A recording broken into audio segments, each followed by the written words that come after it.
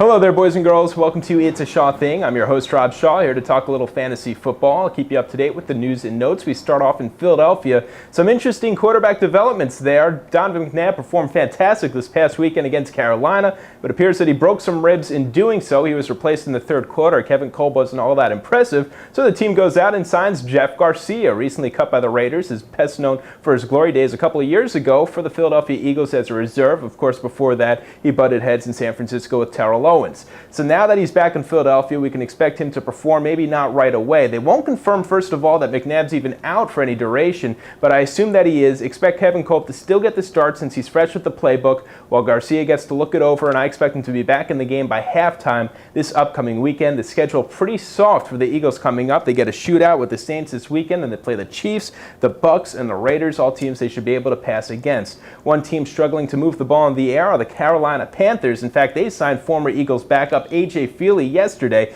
Big news for them because this guy might end up being their starter. After all, Jake Delhomme only went 7 for 17 this past weekend with 4 interceptions, not a single touchdown. How does that happen with Steve Smith on your team? I have no idea, but wait, the news gets worse for them.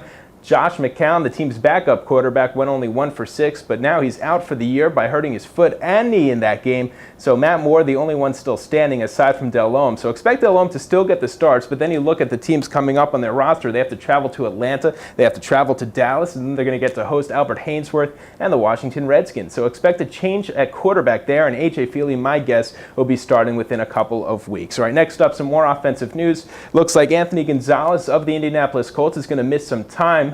Peyton Manning was quoted for saying, "I just hope he's not done for the season." Yikes, that doesn't sound good for them, particularly when you consider that they're actually shallow at wide receiver this year. Remember, Gonzalez was the one who was replacing Harrison, so now they got Reggie Wayne, they got Dallas Clark at tight end, but not much at wide receiver. Look for them to sign a veteran who's still out there, such as maybe Amani Toomer. And finally, some defensive developments for the Chicago Bears. Looks like Brian Urlacher is done for the season. He dislocated a tendon in his wrist.